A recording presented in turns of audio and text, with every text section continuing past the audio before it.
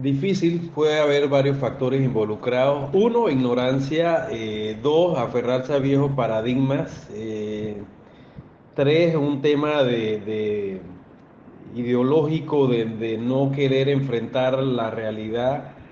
Hay un tema también de que no hay nada más arrogante que un académico que ha creído en algo toda su vida y de repente se encuentra con que en que él ha creído, la realidad le demuestra que está equivocado. Y pareciera absurdo, si uno ve casos en la vida académica se da cuenta que es así. Debiera ser lo contrario, pero es así. Entonces yo diría básicamente que esas pueden ser las causas de que alguien no lo crea. Si se trata de simple ignorancia y se le presentan los ejemplos y los casos a la persona, debe entenderlo. Si es un tema eh, de convencimiento ideológico o que una persona que ha creído en un paradigma académico toda su vida y de repente se enfrenta con la realidad, tenemos que entender la reacción humana también de una persona que ha creído académicamente en algo toda su vida y a determinada de edad se da cuenta que está equivocado, pues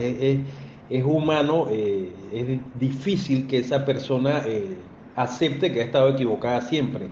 Esos son básicamente los factores que yo podría decir que son los que pueden provocar un rechazo. Pero vuelvo y repito, o sea, Panamá es un caso único en América, pero existe otro caso como el de Hong Kong, por ejemplo, que lo pueden estudiar también. Entonces, en los países en que esto se ha aplicado, que es Panamá y Hong Kong, y el de Hong Kong no es tan libre o tan especial como el de Panamá, porque, vuelvo y repito, en Hong Kong hay una autoridad monetaria que no emite moneda, pero que sí fija reglas, sí fija una tasa de cambio con el dólar americano. Entonces, es un poco más estricta que en el caso panameño, es un poco menos libre, pero aún así ha demostrado que funciona también. Entonces, váyanse al caso de Hong Kong, que es un poco más restringido, o el caso más libre a nivel mundial, que es el de Panamá. En los dos casos funciona perfectamente. Eso debe servir como ejemplo de que el tema de la libertad monetaria es funcional y es lo que mejor conviene a un país y a la población de ese país que debe estar incluso por encima del Estado. El Estado está conformado por personas y no puede haber un Estado bueno donde hay personas que están sufriendo. Cuando hay personas felices y una agrupación de personas felices, entonces puede haber un Estado funcional y un Estado que sea adecuado para la satisfacción de los intereses de las personas que conforman ese Estado. Ok, cambio. Excelente análisis, Raúl. De verdad que me aclaró bastante y más o menos por allí pienso yo también lo mismo. Bueno, muchísimas gracias, Raúl. Recuerda que, bueno, esta es tu casa y muchísimas gracias por todo lo que has aportado a esta causa. Eh, Me gustaría que más venezolanos, tener más venezolanos tan entregados así a, porque ese es otro factor que a nosotros nos impide salir de esto. Habemos muchos que nos preocupamos, pero también hay muchísimos que, que están muy apáticos y muy indiferentes ante esta situación. Y bueno, hay mucha falta de información y mucha manipulación de la misma. Entonces, bueno, agradecida y en nombre del canal, muchas gracias, Cambio. Bueno, no, te agradezco a ti y a todos ustedes por haberme escuchado y lo único que puedo hacer es apoyarlos en lo que pueda y recomendarles que eh, los cambios se logran educándose. Las sociedades más libres y más prósperas del mundo eh, son las sociedades más prósperas del mundo, los países más prósperos son sociedades más libres. No hay un país restrictivo en cuanto a la libertad, llámese libertad económica o libertad de cualquier forma que sea un país próspero y en que su gente prospere. Ustedes son un ejemplo de ello, Cuba es otro ejemplo y Corea del Norte es otro ejemplo. Y en el lado contrario de la balanza está Hong Kong, Singapur, Suiza. Bueno, Singapur no tanto por razones que no viene al caso mencionar, pero Hong Kong y Suiza, por ejemplo, son países con altísimo nivel de libertad, Nueva Zelanda también, y que disfruta su población de un nivel de prosperidad alto. Entonces, la libertad, tanto política como económica, va aparejada a altos niveles de prosperidad de la población. Y en la medida en que ustedes mismos se eduquen en eso y transfieran ese conocimiento a la población y que la población lo entienda y lo asimile, es que se van abriendo horizontes para cambios en Venezuela. Eso es lo que les puedo decir, les puedo recomendar. Y bueno, los animo porque yo sé que tienen una larga lucha por delante, pero el viaje más largo empieza con el primer paso y ya ustedes lo han dado. Cambio. Muchas gracias por la charla, aprendimos mucho de la charla que nos dio el día de hoy. Muy agradecido por el tiempo que apartaste para eso. Cambio. Licenciado Raúl, enormemente agradecido por su aporte. Quería hacerle una pequeña pregunta breve. Dentro del plan expansionista hemisférico del narcocastrismo, en algún momento histórico, creo que en los años 60, también Panamá fue objetivo de ellos. ¿Cómo lograron neutralizar esos planes? Gracias por su aporte y feliz noche. Entendí que la pregunta se dirigía a si Panamá había sufrido embate de narcotráfico, del narcoterrorismo, y la respuesta es sí.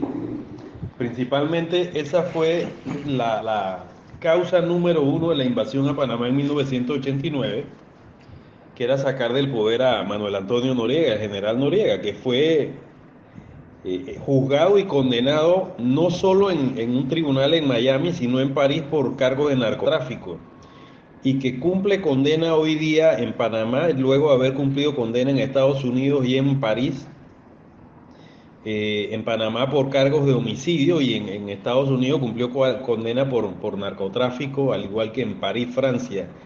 El Estado fue tomado por este señor y lo puso a disposición, y hay mucha literatura de la época y las hemerotecas de la época que hablaban de relaciones del señor Noriega con altos eh, varones del narcotráfico colombiano, y prestó el territorio panameño para eso. Pero sí, sí, eso se dio. Eso afortunadamente terminó con la invasión. Se reinstaló un gobierno elegido democráticamente en Panamá. Y a pesar de que hemos tenido problemas, como tiene toda sociedad, y les recuerdo que los panameños somos latinoamericanos, somos caribeños, así que no tenemos esa seriedad cultural de los suizos o de los ingleses. Nos parecemos mucho a ustedes los venezolanos.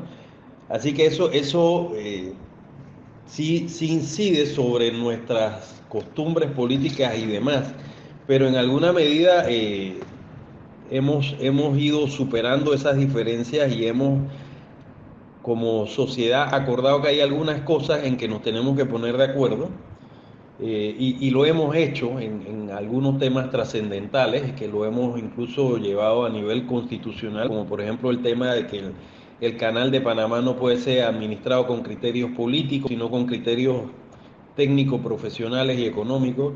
Y en algunos otros temas, como por ejemplo reformas al sistema de pensiones y jubilaciones, nos hemos puesto de acuerdo también para ir haciendo los cambios y las modificaciones que se requieren.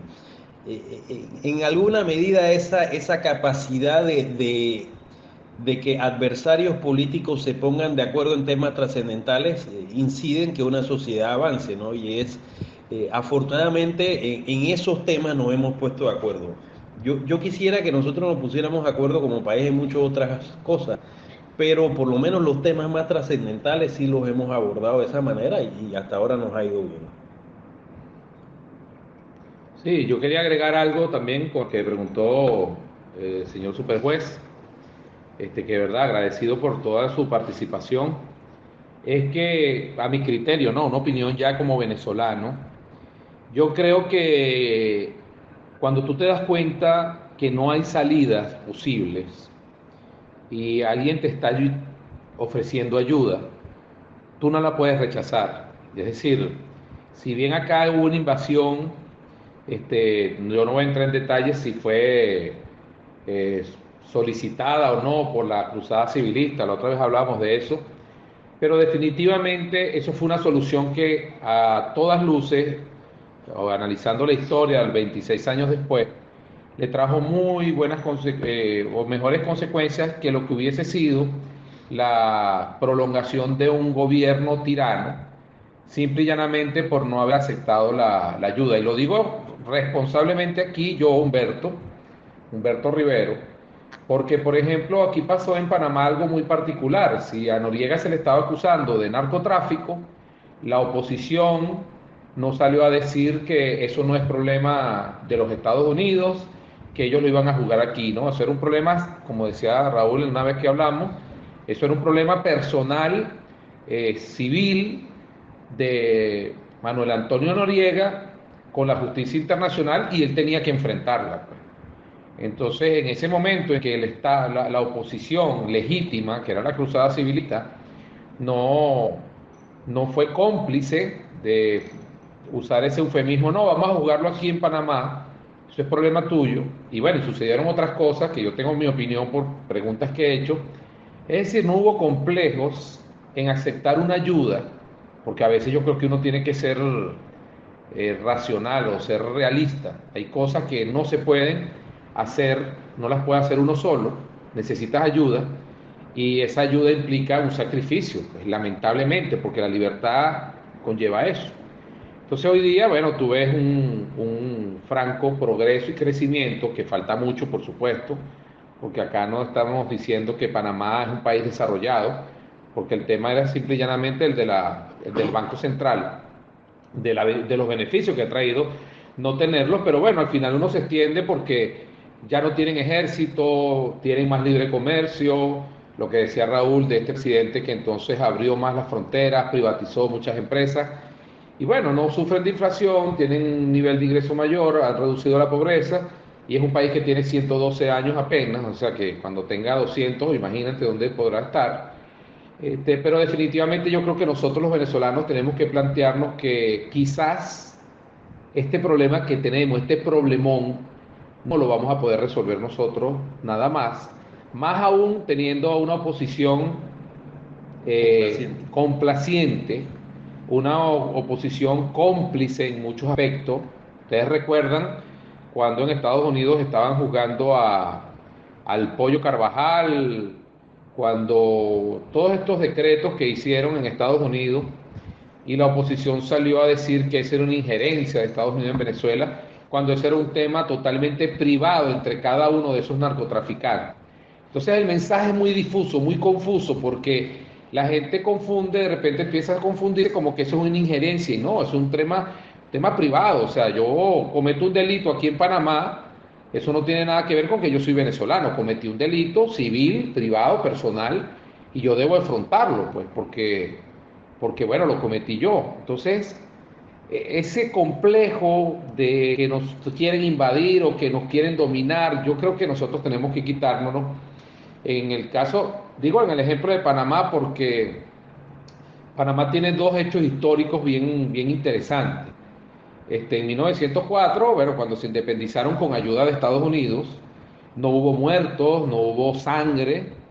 Ellos hicieron unos artículos en su constitución para evitar precisamente esas guerras intestinas, esas guerras civiles, otorgándole a Estados Unidos la, otorgándole el permiso para que los ayude a la hora de una guerra civil, en ese momento, en 1904, para que las pacificara, y eso de alguna manera puso un orden, pues persuadió a los caudillos que siempre han existido en Latinoamérica a tratar de intentar montoneras y tú sabes, todos estos ejércitos paralelos, ¿no? Y por otro lado, bueno, lo de la eliminación del ejército, creo que fue un paso fundamental porque ¿para qué tener un ejército si Costa Rica no lo tiene, que es frontera? Y Colombia jamás se va a meter con Panamá porque hay ese convenio con Estados Unidos para la defensa, por lo del canal y todo lo demás. Entonces, esos complejos yo creo que hay que quitárnoslos de encima, ¿no? Digo complejos en un sentido no peyorativo, sino de que yo creo, y es una opinión personal, que la salida de Venezuela tarde o temprano va a ser muy violenta. Y es preferible que a nosotros nos ayuden a que esa violencia sea menos sangrienta, a que nosotros sigamos insistiendo en hundir al país, someterlo a más miseria como se la está sometiendo tanto la Asamblea Nacional como el gobierno, con esta emisión de dinero inorgánico y todo este tipo de medidas que al final van a seguir hundiendo más la economía y hundiendo más la calidad de vida de los venezolanos. Y que es hora de nosotros entonces empezar a decir, señores, necesitamos ayuda. Díganos en qué nos pueden ayudar, porque ya nosotros no hemos demostrado que no tenemos las condiciones logísticas ni organizativas para salir de esto. La única organización política o civil que tiene la posibilidad de cambiar a Venezuela son dos: la MUD, porque tiene una maquinaria política, y el ejército, porque tiene una maquinaria militar estratégica disciplinada para eso. Pero ya sabemos que ambas no están buscando ese camino. Hoy en la Asamblea Nacional, ustedes se vieron, casualmente se habló el tema del Banco Central, y por lo poco que vi en la prensa, no se llegó a soluciones concretas, no se llegó a soluciones las necesarias, que es sencillamente el libre uso monetario y lo que nosotros creemos que la eliminación del Banco Central. No porque nosotros estemos inventando algo, sino porque hay países que lo han hecho y les ha resultado. Bueno, muchas gracias a todos por haber escuchado esta charla de Raúl, y a Raúl le reitero nuevamente el agradecimiento de todos nosotros en el canal y seguro de las personas que escucharon, y espero que tengan muy buenas noches, y vamos a tratar de seguir haciendo estos conversatorios porque creo que, como dije inicialmente, Venezuela necesita ayuda. Gracias a los que participaron y de verdad muy especial al señor juez, que bueno las intervenciones que hizo. Y esos son los tipos de preguntas que a nosotros nos gusta, y ese tipo de debate. O sea, acá eso lo valoramos muchísimo, y le agradecemos que esté acá, y ojalá que siga acompañándonos en el canal, todos los que están, y bueno, él porque participó de una manera muy constructiva. Cambio. Como se la está sometiendo tanto la Asamblea Nacional como el gobierno, con esta emisión de dinero inorgánico y todo este tipo de medidas que al final van a seguir hundiendo más la economía y hundiendo más la calidad de vida de los venezolanos.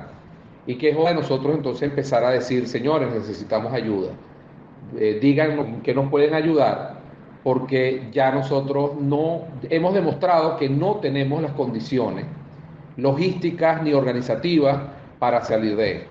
La única organización política o civil que tiene la posibilidad de cambiar a Venezuela son dos: la MUD, porque tiene una maquinaria política, y el ejército, porque tiene una maquinaria militar estratégica disciplinada para eso.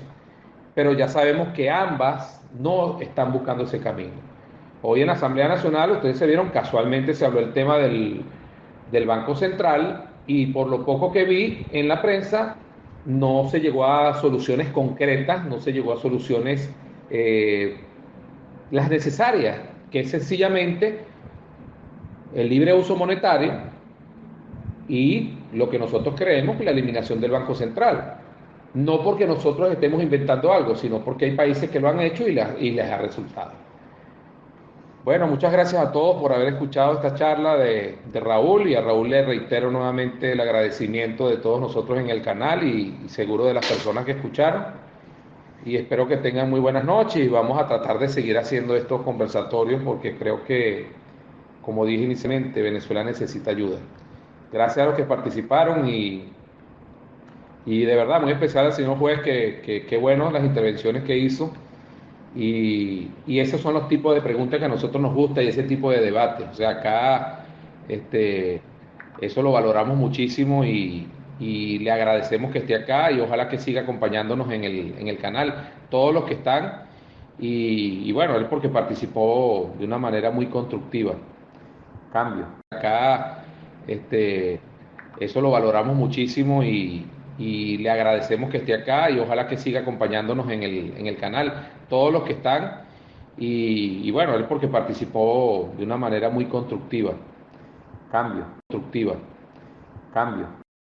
Claro, pero no es porque a nosotros nos guste o no nos guste, es porque creemos que tenemos una línea de discusión y no nos queremos salir de ella en debates que no nos llevan a nada, que podemos estar todo el día debatiendo aquí y eso no va a solucionar absolutamente nada y eso está demostrado. Entonces, sencillamente queremos trabajar en lo que creemos y para eso, bueno, tenemos que tener una línea, cambio. Sí, igualmente aprovecho antes de que hable Mari. Mari, buenas noches. También dale la bienvenida al señor Adri, que también estaba en el filtro y también quiere compartir con nosotros en el canal. Y como dice Hathor, como dice Humberto, la idea no es tener discusiones estériles, sino discusiones que nos lleven a soluciones y propuestas lógicas. Cambio. Gracias, Arturo. Sí, lo felicito por el excelente conversatorio, que yo no participé, pero uno aprende mucho oyéndolo. Y espero ya para las próximas charlas, que es excelente, y al señor Raúl, excelente conversatorio. Feliz noche a todos y muchas gracias, Cambio.